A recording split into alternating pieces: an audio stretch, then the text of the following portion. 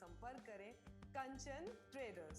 Sales के साथ fixing की सुविधा भी उपलब्ध है। घर को डेकोरेट करना हो, फर्नीचर्स को नेक्स्ट लेवल लुक देनी हो, दफ्तर को टॉप क्लास बनाना हो, कंचन ट्रेडर्स। उद्घाटन पत्रों पर लिखवानी हो, पूजा के लिए मार्बल्स चाहिए या ग्रेनाइट की मंदिर बनवानी हो, कंचन ट्रेडर्स आपको देता है उचित दामों में सबसे बेहतरीन टॉप क्लास मार्बल्स और ग्रेनाइट। तो फिर देर किस बात की, आज ही पधारिए और अपने घर फर्नीचर और दफ्तर को दीजिए ग्रेनाइट और मार्बल्स वाली शान। कंचन ट्रेडर्स, बल लाइन जंक्शन के करीब, कैलिकट रोड और सिप्पी घाट, जोड़ा किलन के पास। कंचन ट्रेडर्स।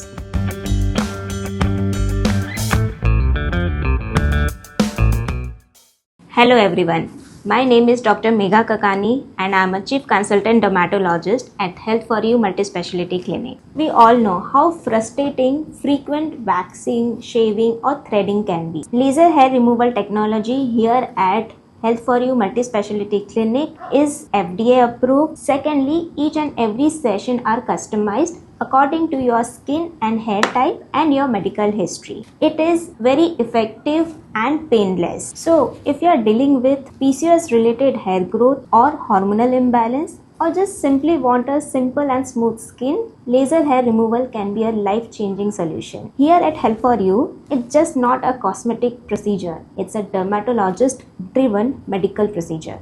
जय हिंद। मैं यामिन न्यूज़ अंडमान 24/7 में आप सभी का स्वागत करता हूं।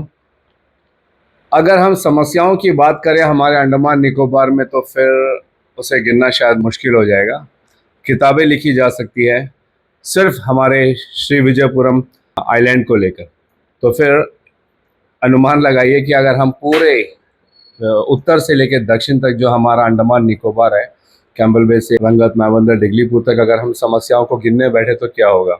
हम ये नहीं कहते कि उन समस्याओं का समाधान नहीं होता है, बहुत धीरे धीरे होता है, लेकिन कई सारी ऐसी समस्याएं हैं जो हमारी डे टू डे लाइफ से जुड़ी हुई है, जिनका जल्द से जल्द समाधान निकलना बहुत ज़रूरी होता है, वरना आम जनता के जीवन में उसका बहुत ही बुरा प्रभाव पड़ता है। इन्हीं सब विषयों को लेकर इसमें सबसे ज़्यादा अगर कोई प्रभावित होता है तो वो है जनता प्रतिनिधि, क्योंकि वही जनता होते हैं जो अपने प्रतिनिधि को चुनते हैं, जो उनका प्रतिनिधित्व करें, उनकी समस्याओं का समाधान करें। वो आंसरेबल होते हैं, वे जवाबदेही होते हैं उन समस्याओं को लेकर। और हम ये नहीं कहते कि हमारे जनता प्रतिनिधि काम नहीं करते हैं। अब आप देखिए, हमारे साथ सिद्दीक सर हैं जो मायाबंदर के एक्स प्रमुख हैं वहाँ पंचायत समिति के, एंड हमारे साथ डिगलीपुर रामनगर से इतनी दूर से आए यहाँ पर मिथुन दास जी हैं जो रामनगर के प्रधान हैं, रामनगर पंचायत के। अब यहाँ तक आने का उनका मकसद क्या है, क्यों उन्हें मीडिया तक आना पड़ा एक मामूली सी चीज़ को लेके। मामूली मैं इसलिए कहूँगा क्योंकि जैसे मैंने कहा, समस्याएं तो बहुत हैं, मगर कुछ समस्याएं जो है वो हमारे रोज़मर्रा की ज़िंदगी में हमें ज़रूरी पड़ती है, और अगर वे ख़राब हो जाए, वे ठीक नहीं रहे, वे सही रूप से संचालित ना करे तो वह हमारे जीवन में उसका बहुत असर पड़ता है, और जवाबदेही इन लोगों की होती है। तो वे जब उन्हीं कंसर्न्ड विभागों के पास, उनके आला अफसरों के पास जो इस समस्याओं का समाधान कर सकते हैं, उनके पास जाते हैं ऐसे दस्तावेज़ों के साथ में, क्योंकि हम जानते हैं कि ब्यूरोक्रेसी है तो वहाँ पे पेपर वर्क चलता है, तो वे जाते हैं अपने पत्र के साथ में, मगर यूँ देखा जाता है कि काफ़ी डिले होता है एंड उनको बार बार घुमाया जाता है, पेपर एक जगह से दूसरी जगह जाता है, लेकिन तब तक आम जनता परेशान होती है एंड सफ़र कर रही होती है। मैं बात कर रहा हूँ शिपिंग की। जैसा हमने देखा है कि हमारा नॉर्थ एंड मिडिल का जो कनेक्टिंग हाईवे है, नेशनल हाईवे 4, उसकी क्या हाल है, उसके ऊपर अगर हम बोलने लगेंगे, हम सब अगर बोलने लगेंगे तो पूरा दिन निकल जाएगा। इतनी सारी बातें हैं और आप सब उससे अच्छी तरीके से वाकिफ़ भी हैं, लेकिन हम उस पर नहीं। एक और हमारे पास साधन है यातायात का, और वो है समुद्री जहाज़, जो फेरीज़ होते हैं। अभी जब से ये नालंदा शिप का आना जाना वहाँ पे कम हो गया या ना के बराबर हो गया है, तो आम जनता को कैसे उसमें परेशानी झेलनी पड़ रही है, क्योंकि वो जो छोटे छोटे स्पीड बोट होते हैं जो 100-150 लोगों को लेके जाती है, एंड जो तकलीफ़ उसमें लोगों को सहनी पड़ती है, उन्हीं मुद्दों को लेकर आज हम सिद्दीक जी एंड मिथुन दास जी से हम बात करेंगे। तो चलिए, सबसे पहले हम स्वागत करते हैं आप दोनों का। धन्यवाद सर कि आपने हमारे चैनल में अपनी बातों को रखने के लिए हमें ये मौका दिया है। तो हम चाहेंगे कि आप अपनी परेशानी बताएं। जय हिंद सर। मैं सबसे पहले न्यूज़ अंडमान और यामिन जी आपको बहुत बहुत धन्यवाद देना चाहूँगा कि हम दूर दराज एरिया से आए हैं, रामनगर डिगलीपुर से, और आपका न्यूज़ चैनल हम देखते हैं, बहुत अंडमान के मुद्दे में आप बात करते हैं। देखिए आज मतलब इत्तेफाक से हमारा मतलब बोलते हैं ना कि मतलब आप जो काम पब्लिक लिए करेंगे तो सेम लाइक माइंडेड इंसान भी आपको कहीं ना कहीं मिल जाता है, जुड़ जाता है। तो दिक्कत ऐसा हो कि हमारे रामनगर से रिसेंटली कभी एक पेशेंट हमारा यहाँ पर रेफ़र हुआ है, 2-3 दिन पहले सुसाइड अटेम्प्ट था। तो कालीघाट से उनको रेफ़र करने के बाद में उनको जो छोटा हमारा स्पीड बोट में रेफ़र किया गया, तो उनका फैमिली मेम्बर से मैं जेबंद में जाकर के मिला। तो हमारे डिगलीपुर में पिछले 3-4 महीने से ज़्यादा डिगलीपुर मायाबंदर में दिक्कत क्या है कि हमारा वहाँ पे बड़ा जो वेसल है, जैसे कि एमबी कालीघाट हो गया, सिंधु हो गया, नालंदा हो गया, एक टाइम में वो सर्विस दे रहा था। और जैसे कि आपने बताया कि NH4 का जो इशू है, कोई पेशेंट को छोड़िए, अगर आप जीता जागता इंसान को भी आप लेके आते हो तो यहाँ पे आते आते बीमार पड़ जाते हैं। अब वो पेशेंट से जब मैं मिलने गया तो मुझे एक फीडबैक मिला है, और वो मैं खुद भी रियलाइज़ कर रहा हूँ कि मैं आने के टाइम में खुद भी बोट में आया था।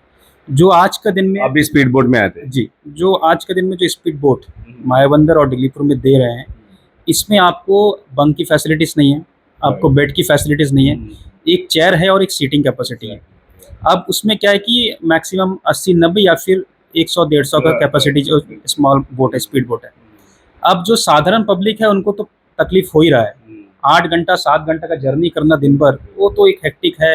कभी कभार वेदर कंडीशन भी खराब रहता है, लेकिन साधारण पब्लिक तो कैसा भी चलिए वो वॉमिटिंग वगैरह करके भी कैसे भी आ जाएगा। लेकिन एक पेशेंट के बारे में सोचिए आप, जो बीमार लोग हैं, किसी को ऐसा सिचुएशन में है कि उनको बैठने लायक नहीं, अगर सो कर के भी आएंगे तो उनके लिए सोने का तो व्यवस्था है नहीं। और मान लीजिए अगर कोई कारण से सो भी गया, अगल बगल में हल्पा के कारण से ऐसा वॉमिटिंग करता है कि पेशेंट तो साथ में वो अटेंडर भी पेशेंट बन जाता है।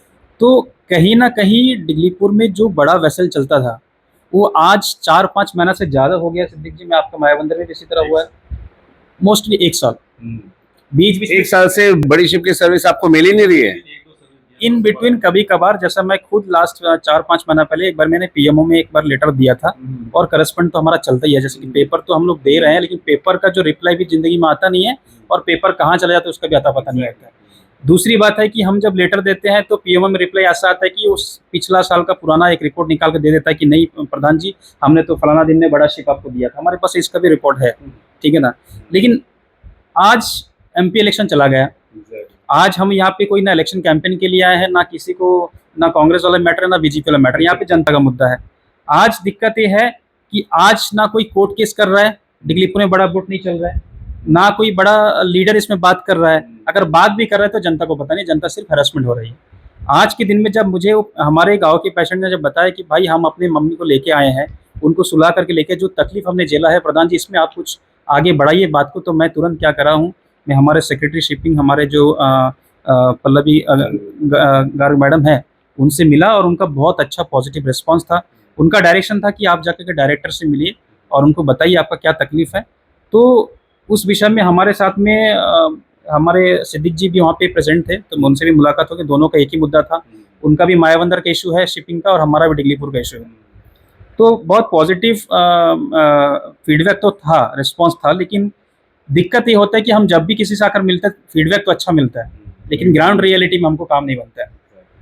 फाइनली हमने कंसर्न डायरेक्टर से जब बात किया है तो मुझे पता चला है कि डिगलीपुर में जो दिक्कत है उनका वहाँ पे ड्रेजिंग का इशू है, वो एरियल में जो जट्टी है उसमें डेप्थ का इशू है। DSS का कहना है कि अगर डेप्थ वाला जो मैटर को अगर पोर्ट मैनेजमेंट बोर्ड देख रहे हैं, उनका जो कहना था, अगर वो डेप्थ वाला मैटर ड्रेजिंग करके शॉर्ट आउट कर दे तो डिगलीपुर में बड़ा शिपिंग बड़ा बोट को सर्विस दे सकते हैं। साथ ही साथ थोड़ा सा लाइटिंग का भी इशू वहाँ पे बोला है। तो इस विषय में हमने और हमारे प्रमुख जी ने, एक्स प्रमुख जी ने, दोनों मिलकर के हमने फिर PMB से मिला। अभी नया हमारे कुछ एक ऑफिसर आए हैं, क्या नाम है, जी एडिसन साहब आए हैं, उनसे भी हमने मुलाकात किया, और वहाँ पर जाकर हमारे जो डायरेक्टर हैं उनका साथ में भी बातचीत हुआ। तो डायरेक्टर साहब का बात था कि ये सप्ताह 7-8 तारीख के आसपास में वो डिगलीपुर, मायाबंदर और बाराटंग में एक विजिट करने जाएंगे और एक सर्वे में जाएंगे, और उनका आश्वासन था कि डिगलीपुर लेकर के वो सोच रहे हैं, और ये जो ड्रेजिंग का काम है, लाइटिंग का काम है, क्या टेक्निकल इशू है, और किस तरह से MB कालीघाट अभी आज का सिचुएशन में हमारा डिगलीपुर का जो जेट्टी का जो लेंथ है वो 120 मीटर के आसपास में है, तो कालीघाट का 80-90 आपका मीटर लेंथ है इनका, ये इजीली बर्थ कर सकता है। तो लेकिन कालीघाट अभी दूसरे जगह में डाइवर्टेड है, तो इन लोग कोशिश करें कि कालीघाट को डाइवर्ट करके डिगलीपुर में देंगे। लेकिन उससे पहले इनका कहना है कि एक सर्वे करेंगे। तो मेरा एडमिनिस्ट्रेशन से बात है, ये तो आज का मुद्दा नहीं है, जैसा सिद्दीक जी ने बताया हमारा ये 7-8 महीना 1 साल तक हो गया है। आप समझ लो कि डिगलीपुर के लोग, एक पेशेंट हो या फिर कोई भी बंदा हो, रोड का तो आपको कंडीशन पता ही है, इतना तकलीफ से पोलर आते हैं जाते हैं, और एक एडमिनिस्ट्रेशन को 1 साल 6 महीना 7 महीना एक ड्रेजिंग करने के लिए, आपको आज का दिन में हाई टाइड होने से वहाँ पे 6 मीटर का डेप्थ आता है, लो टाइड में आपको 4 मीटर का डेप्थ होता है, उनको 5 मीटर के अबव चाहिए बड़ा जो शिप को वहाँ पे बर्थ करने के लिए। तो आप 1 मीटर का डेप्थ का एडमिनिस्ट्रेशन 1 साल से ड्रेजिंग नहीं कर रहा है, वहाँ पे कुछ पिलर का इशू है रेलवे में, उसका काम नहीं कर रहा है, जो कि पीएमबी को देखना है। तो इसी विषय में आज हमने चीफ पोर्ट जो एडमिनिस्ट्रेटर है उनसे मिला है, उनको संज्ञान में दिया है। तो उसी टाइम हमारे डीएसएस के जो डायरेक्टर उन्होंने बोला है कि डिगलीपुर आकर के मीटिंग करेंगे। इतना बोलना चाहूँगा आपके माध्यम से कि डिगलीपुर के लोग हो, मायाबंदर के लोग हो, ये ऑलरेडी कट ऑफ एरिया में है, रोड का कंडीशन ख़राब है, अगर बोट का सर्विस थोड़ा ईजी कर दे तो बहुत अच्छा होगा। और मैं डीसी साहब और एसी साहब नॉर्थन मिडिल के मैम से निवेदन करूँगा कि जब हमारा डीएसएस डिगलीपुर में जाएंगे, मायाबंदर जाएंगे, वो सिर्फ एसी और डीसी साहब से जाकर के मिल के बातचीत करके ना आए, पब्लिक रिप्रेजेंटेटिव से भी बात करें, उनको ज़मीनी हकीकत क्या है, ताकि हम अपने ग्राम सभा में पब्लिक को बोल सके कि एडमिनिस्ट्रेशन ये चीज़ कर रहे हैं आपके लिए, जैसे आज हमको पॉजिटिव एक वाइब्स दे रहा है कि हम करेंगे, वो चीज़ आप पब्लिक रिप्रेजेंटेटिव सबको बोलेंगे तो हम लोग पब्लिक को भी बोल सकते हैं, ताकि जो गर्मा गर्मी आज पब्लिक के दिन में है। देखिए आज के दिन में जनता जो खास करके जो युवक है वो तकलीफ में है, बात नहीं करते, लेकिन जब भड़ास निकलना तब तो रोड में आ जाएगा। तो ऐसा कोई दिन ना हो कि आने वाला 1 महीना 1.5 महीना में हम जो भुगत रहे हैं, आज हमारे गांव के एक केस आया, इस तरह दुनिया भर का केस है जो आपके मीडिया में नहीं आ रहा है। तो ये जो पब्लिक का जो नाराजगी है ये रोड में ना आए, इसीलिए मैं इस प्रेस के माध्यम से बोलना चाहूँगा।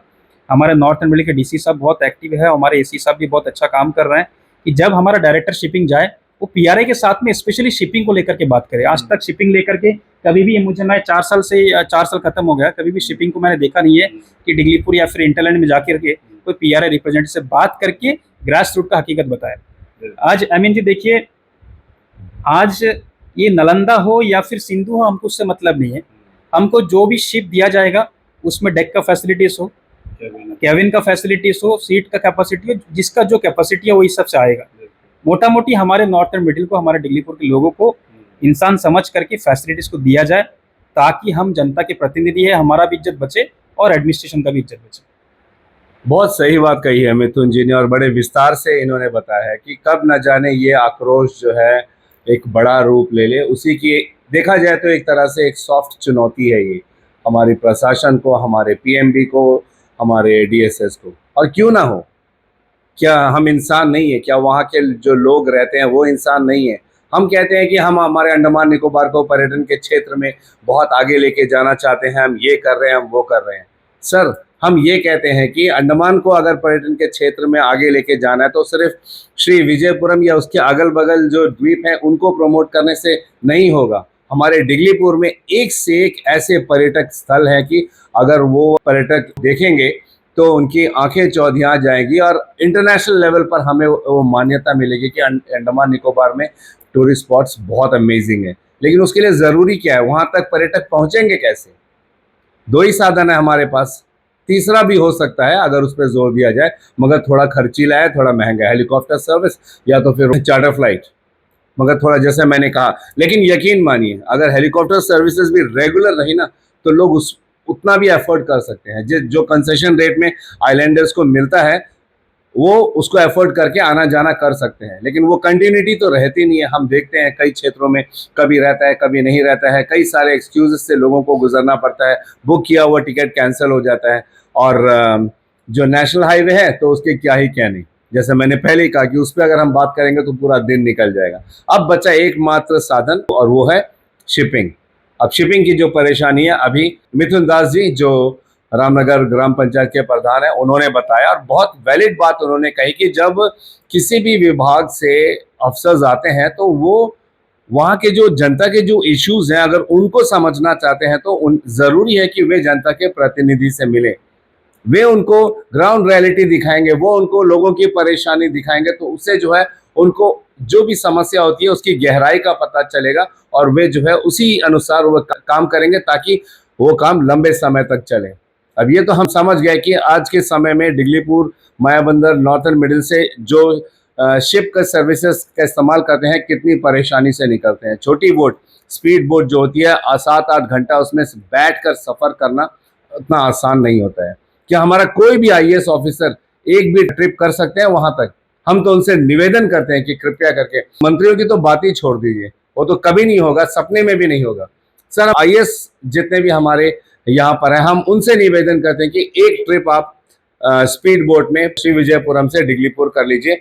यकीन मानिए आप तुरंत ऑर्डर दोगे कि इसको रद्द किया जाए, या तो उसके अंदर में सीटिंग फैसिलिटीज को इम्प्रूव किया जाए, या तो फिर आप जैसे इनकी मांग है बड़ी शिप नालंदा, सिंधु, कालीघाट, ये शिप दिया जाए ताकि लोगों को भी जो है सहूलियत मिले आने जाने में। इसी विषय को लेकर हमारे पूर्व प्रमुख मायाबंदर के सिद्दीक साहब वे भी आए थे, जैसा प्रधान जी ने भी बताया कि इत्तेफाक से उनकी वहां पे मुलाकात हो गई। हम चाहेंगे कि सिद्दीक जी भी इस विषय पर चंद शब्द जरूर कहें। जय हिंद सर। जय हिंद सर। नॉर्थन मिडिल का इशू और अपने मायाबंदर का इशूज़ को लेकर यहाँ पे आए, तो जब हम सेक्रेटरी शिपिंग से मिलने गए तो वहाँ पे देखे कि मिथुन प्रधान रामनगर पे पहले ही बैठा हुआ। प्रधान जी ने बताया कि वो ये नालंदा सिंधु का इशू लेके आए, जो हम ये इशू लेकर आया हुआ था। तो जब हमारा इशू सेम है, क्योंकि हम लोग आज जो है नॉर्थन मिडिल कॉमन इशूज़ के लिए आज फाइट कर रहे हैं। आज हमें बेसिक जो फैसिलिटी है वो एटलीस्ट हम एडमिनिस्ट्रेशन से निवेदन कर रहे हैं कि हर सेक्टर में, क्योंकि मसला जो है आज का नहीं है, अरसों से बरसों से, करीबन 1 साल से जो है बड़े शिप का जो सर्विस है मायाबंदर और डिगलीपुर के लिए कम्प्लीटली बंद कर दी। I am having the complete record. बीच में एक आध सर्विस जो है कालीघाट का दिया था वो भी बंद कर दी। तो हम ये नहीं चाहते कि हमें नालंदा सिंधु, हमें कैबिन फैसिलिटी जो सारे सुविधा हो, जिसमें कैबिन हो, बंक हो, क्योंकि स्पीड बोट में सफ़र करना बहुत ही तकलीफदायक है। हम आज भी सजा यातना जो कैदी है उनकी तरह सफ़र करके आते हैं। आप एक बार सफ़र कर लीजिए उसमें, और ख़ास करके जो है जब सी रफ होता है, आप बैठकर कुर्सी में जा ही नहीं सकेंगे। आप देखेंगे एक छोटे से कमरे के अंदर में करीबन 50 से 100 लोगों के कैपेसिटी का, इतना बड़ा कमरा भी नहीं है, एक 5 मीटर का कमरा भी नहीं है, जिसमें करीबन 60-70 सीट है। उसमें जो है फिर 10-15 मिनट लोग नहीं बैठेंगे, सी रफ हो गया तो इमीडिएटली जो भी कपड़े उनके पास में, तौलिया हुआ जो भी है, वो बिछाकर जहाँ भी जगह गैप मिलेंगे वो लोग सोने का कोशिश करने लगे। और उसके बाद जो उल्टी चालू होता है, कौन किसके ऊपर उल्टी करेगा, मारा पेटी हो जाएगा, लड़ाई झगड़ा हो जाएगा। आप सोच के देखिए क्या से क्या हालात होता होगा वहाँ पे। तो ये मसला सब लेके हम सेक्रेटरी मैडम से मिले, और सेवरल करस्पॉन्डेंस जो है, ये लास्ट जो है बोर्ड जो विड्रॉ हुआ, जज विड्रॉ हुआ, उसके बाद में सेवरल रिप्रेजेंटेशन दे चुके हैं कंसर्न अथॉरिटीज़ को। तो हम ये, तो सेक्रेटरी मैडम ने ये कहा कि सी इज़ वेरी पॉजिटिव, और बोले कि हम तुरंत इसके ऊपर कुछ पता करेंगे कि इसका क्या इशू है। तो उन्होंने हमसे पूछा कि डायरेक्टर साहब से मिला, तो हम उसके बाद में वहाँ पे डायरेक्टर साहब से मिलने गए। तो डायरेक्टर साहब मेरे ख्याल से CPA के चार्ज भी होल्ड कर रहा था, तो डायरेक्टर ऑफ शिपिंग में हम लोग उस टाइम उनसे मिल नहीं पाए। तो हमें वहाँ से पता चला कि शिप भेजने में डायरेक्टर साहब को भी कोई प्रॉब्लम नहीं, क्योंकि डायरेक्टर साहब से हम 3 महीना 4 महीना पहले भी यही इशू के ऊपर मिला था, और वो बोले थे कि हम इमीडिएटली जो है बड़ी शिप जो है मायाबंदर और डिगलीपुर के लिए देंगे। डिगलीपुर में जैसा प्रधान जी ने बताया कि वहाँ पे ड्रेजिंग का प्रॉब्लम है, मायाबंदर में ना ड्राफ्ट का प्रॉब्लम है, ना जेट्टी का जो है लेंथ और बेड का कोई इशू है। मायाबंदर का जेट्टी मेरे ख्याल से 200 मीटर के आसपास है, जहाँ 2 जहाज नालंदा और सिंधु के बराबर एक टाइम में बढ़ाया जा सकता है, और दूसरा ड्राफ्ट जो है मेरे ख्याल से 9 से 10 मीटर है। हाँ, तो जो रिक्वायर्ड अभी जैसा प्रधान जी ने बताया 5 मीटर ऑलमोस्ट है, 50% के आसपास है। तो पानी का और जेट्टी का मायाबंदर में कोई समस्या नहीं। जहाँ तक अभी हमें पता चला, वहाँ पे जो है हार्बर में जो है लाइटनिंग का इशू है, जिसके वजह से रात के समय में बड़ा जहाज को भिड़ाने में अंधेरे में दिक्कत होता है। और दूसरा जो नेविगेशन चैनल जो होता है अपना, जो उनका जो रास्ता है, वहाँ पे भी जो है लाइटनिंग का इशू है, जिससे कि जहाज को अंदर आने में और भिड़ाने में दिक्कत होता है, क्योंकि पायलट की सुविधा नहीं है।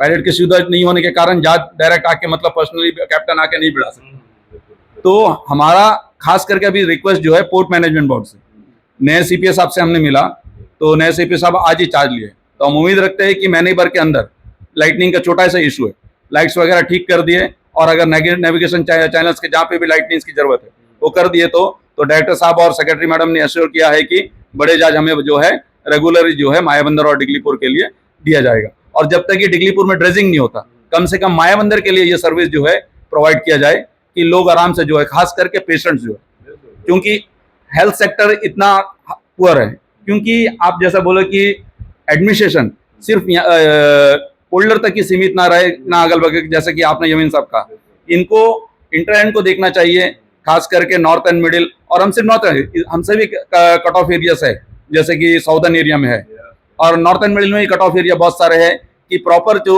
मायाबंदर प्रॉपर में नहीं है, जैसे बाहर दूसरे आइलैंड में रहते हैं, इंटर वगैरह में। तो खास करके हमें जो है हेल्थ की सर्विस जो है, आज पेशेंट्स को जो है हर केस में जो है मैक्सिमम रेफर किया जाता है, और मैं नए डीएचएस ने भी यहाँ पे अभी चार्ज लिया, डायरेक्टर हेल्थ सर्विस, मेरे ख्याल से सिद्धराजू सर। हेल्थ के इशू में भी मैं कुछ कहना चाहूँगा कि वहाँ पे डॉक्टर्स के बहुत शॉर्टेज है, जो नया कम से कम जो जूनियर डॉक्टर्स हैं, जो अभी यहाँ पे जो पास आउट हुए जो एनिम्स में, एटलीस्ट वहाँ पे और 2-4 कम से कम जूनियर डॉक्टर्स भी प्रोवाइड किया जाए, तो कम से कम नाइट ड्यूटी वो लोग कर सके। दूसरा, स्टाफ नर्स के शॉर्टेज है वहाँ पे, क्योंकि वहाँ पे जब पेशेंट रेफर होके आता तो एक स्टाफ नर्स को वहाँ से इमीडिएट यहाँ भेज देते, और नेक्स्ट डे वो वापसी नहीं कर सकते। तो उसके लिए कम से कम जो है एक 5-6 स्टाफ नर्स की भी शॉर्टेज है वहाँ पे, जो इमीडिएट जो है पोस्टिंग किया जाए, और डॉक्टर्स की पोस्टिंग हो वहाँ पे। तो खास करके मैं अभी स्पेशली जो है नालंदा और सिंधु की जो सर्विस है, वो उम्मीद रखते हैं कि नॉर्थ एंड मिडिल के लिए, स्पेशली मायाबंदर के लिए, जब तक कि डिगलीपुर का ड्रेजिंग ना हो, वहाँ पे सीपीओ जो है लाइटनिंग की सुविधा जो ठीक ठाक कर दें, और बड़ी जांच की जो सर्विस हमें मिल जाए, जिसमें कैबिन बंक और डेक की सुविधा हो, कि सारे लोग उसको मतलब अवेल कर सके, जो जिसको कैबिन में जाना कैबिन में चले गए, जिसको बंक में जाना बंक में चले गए। तो ये हमारा निवेदन है, क्योंकि हम आज जनप्रतिनिधि होने के नाते हम जनता की जो है जरूरत और प्रॉब्लम वहाँ से लेकर यहाँ पे साउथ अंडमान प्रॉब्लम आते हैं, और रेगुलरली आता है, तो सेवरल इशूज है। तो आज जो है हम शिप की इशूज लेके आपसे बात कर रहे हैं, तो उम्मीद करते हैं कि एडमिनिस्ट्रेशन इसको तुरंत सॉर्ट आउट करेंगे और बड़े शिप हमें दिया जाएगा। बिल्कुल सिद्दीक जी, एंड धन्यवाद करेंगे हम मिथुन दास जी एंड सिद्दीक जी को भी, जिन्होंने जनता की इस मूल ज़रूरत को जो है उजागर किया है, प्रशासन के समक्ष रखा है।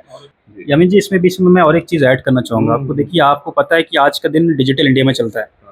आप आज के टाइम में अगर आप स्टार टिकटिंग करने जाएंगे तो 9 बजे शुरू होता है, चलिए वो उनका कोई टेक्निकल मैटर रहेगा, लेकिन उसमें जो बैंकिंग इंटरनेट फैसिलिटी वाला दिया है, इतना वर्स्ट कंडीशन है उनका, मतलब कभी एक्सेप्ट ही नहीं होता है। अब मान लो मुझे रंगत से कहीं इंटरनेट किसी सेक्टर करना है, आपको ऑनलाइन में 10 टिकट दिखता है। अब धनाधन मैं क्या करूँ, इंटरनेट बैंकिंग कर रहा हूँ, कुछ कारण से ओटीपी नहीं आया, या फिर मान लीजिए डेबिट कार्ड करता हूँ तो तुरंत उसका कैंसिल हो जाता है, पेमेंट फेल्ड। और वहाँ पे आपको honourable prime minister of India, जो हमारे जैसे फोन पे हो गया, यूपीआई को प्रमोट कर रहा है, और शिपिंग में आप स्टार टिकटिंग में देखिए आपको यूपीआई का ऑप्शन नहीं है। मैक्सिमम हर लोगों के पास आजकल जी पे चल रहा है, फ़ोन पे चल रहा है, और इनका अभी भी वही सिस्टम पुराना चल रहा है, जिसमें इंटरनेट बैंकिंग या फिर जिसमें आपको डेबिट कार्ड भी आप देते हो, कोई दिक्कत नहीं है, लेकिन वो भी एक्सेप्ट नहीं होता है। इसीलिए भी मैं आज सेक्रेटरी मैडम से मिला, मैंने एक रिप्रेजेंटेशन में दिया उनको कि इनमें भी इनको यूपीआई पेमेंट और डेबिट कार्ड का जो इशू है इसको सॉर्ट आउट करें, क्योंकि बहुत लोगों को इसमें इशू होता है, और जब भी उनके हेल्पलाइन में फ़ोन करो तो बोलते हैं आप काउंटर से आके ले लो। अब मान लो आप ऑनलाइन कर दिए हो और उसके बाद काउंटर में जाना है, तो फिर ये तो जुमलेबाजी हो गई है। तो मैं इसीलिए, हाँ, बेकार जाना ही है तो ऑनलाइन का मतलब क्या है। तो मैं आपके माध्यम से भी रिक्वेस्ट करना चाहूँगा डायरेक्टर शिपिंग को, ऑलरेडी हमने लेटर भी दिया है उनको, ऑनरेबल मेंबर ऑफ पार्लियामेंट को भी दिया है, कि ये जो ऑनलाइन पेमेंट का मैटर है जो पोर्टल में स्टार टिकट का, इसको भी सुधारे। बिल्कुल बिल्कुल, एकदम जो बेसिक ज़रूरतें हैं उनको लेकर आए। एंड हमें समझ में नहीं आता है कि हमारी प्रशासन इन मूल ज़रूरतों को देने में क्यों असफल होती है, क्या वजह क्या होती है। जैसे मिथुन दास जी ने कहा कि गहराई का प्रॉब्लम है, लाइटिंग का प्रॉब्लम है, तो क्या ये आम जनता बताएगी तब जाकर वो एक्शन लेंगे? एक्सपर्ट्स तो आप लोग हैं, आपको ये सारी नॉलेज पहले से है, तो बिना जनता के बताए उन इश्यूज को अगर आप खुद जांच कर ठीक करोगे तो जनता को कभी परेशानी नहीं होगी। लेकिन अक्सर हम ये देखते हैं कि कई सारे मुद्दों में, ज़्यादातर मुद्दों में जनता जब तक आवाज़ ना उठाए, वो विभाग या विभाग के कर्मचारी उस पर ध्यान ही नहीं देते, उस पर काम ही नहीं करते, क्योंकि उनको तो उसकी ज़रूरत होती नहीं है, उनके और तरीके होते हैं आने जाने के। यकीन मानिए, अभी 2 हफ्ते पहले मैं लिटिल अंडमान हडबे गया था। एक तरफ तो मैं हेलीकॉप्टर से चला गया, दूसरी तरफ मेरा हेलीकॉप्टर बुक था, लेकिन पता चला मौसम की वजह से हेलीकॉप्टर कैंसिल हो गया। मुझे यहाँ आना ज़रूरी था, तो मैंने स्पीड बोट ले लिया। 4.5-5 घंटे का सफ़र था। जैसे कहते हैं ना, नाइटमेयर, एक भयानक सपना। मैं बढ़ा चढ़ा कर नहीं बोल रहा हूँ, आप खुद उसमें आप वो सेवा लेके जाइए, आपको पता चल जाएगा मैं क्या बोल रहा हूँ, हमारे दोनों जनता प्रतिनिधि क्या बोल रहे हैं, क्यों आज यहाँ पर आए हैं। क्योंकि ये परेशानी हो रही है। एक पेशेंट को भी अगर इसी टफ रास्ते से गुजरना पड़े, स्थिति से गुजरना पड़े, तो फिर क्या मतलब है। हो सकता है कि उसकी मृत्यु ऑन द वे हो जाती तो उसका जिम्मेदार कौन होता। उसी पेशेंट को अगर हेलीकॉप्टर से चंद मिनटों में लाया जा सकता था, उसको अगर वो सुविधा मिल जाती तो ये कभी स्थिति खराब ही नहीं होती, मगर वो सुविधा तो हमारे पास है नहीं, क्योंकि बहुत सारे पेशेंट्स होंगे और उतना हेलीकॉप्टर सर्विस मिलेगा नहीं। तो अब बचा क्या, रोड के जरिए हम आ सकते थे, लेकिन उसकी भी खस्ता हालत है। अब आखिरी ऑप्शन हमारे पास बचता है शिप, अब वो भी खराब है। तो जनता करे तो क्या करे, ये बहुत जरूरी है, सिर्फ आश्वासन देने से नहीं होगा। और जैसे हमारे दोनों जनता प्रतिनिधि सिद्दीक साहब एंड मिथुन जी दोनों यही कह रहे हैं कि हर बार जब वे आते हैं तो बड़ा पॉजिटिव आंसर इनको मिलता है, सकारात्मक जवाब, बहुत अच्छे से वे उनका स्वागत करते हैं, उन्हें धन्यवाद करते हैं कि आप जनता के इस इश्यू को लेकर आए हो। मगर वो बता देने से और वो आश्वासन दे देने से समस्या का समाधान नहीं होता है। ये भी वही चाहते हैं, आम जनता भी वही चाहती है कि अगर कोई मुद्दा प्रशासन के समक्ष हमने रखा है, सेक्रेटरी साहब के पास, डायरेक्टर साहब के पास रखा है, तो फिर उसका समाधान भी निकले और वो भी जल्द से जल्द निकले। क्योंकि हर रोज जब वहाँ से स्पीड बोट्स में यहाँ आते हैं या वहाँ से जाते हैं, तो एक बार उनसे जाके पूछिए उन्हें कैसा फील हो रहा है, आप सारी कहानी समझ जाओगे। हम उम्मीद करते हैं कि हमारे दोनों जनता प्रतिनिधि जो आज इस मसले को लेकर यहाँ पर आए हैं, हमारी प्रशासन ध्यानपूर्वक इस पर काम करेगी, संज्ञान लेगी और जल्द से जल्द इसका समाधान निकालेगी, ताकि एक दिन हम इसी तरीके से बैठें और हमारे अंडमान प्रशासन को धन्यवाद करें। इसी उम्मीद के साथ मैं यामीन, न्यूज़ अंडमान 24/7, जय हिंद।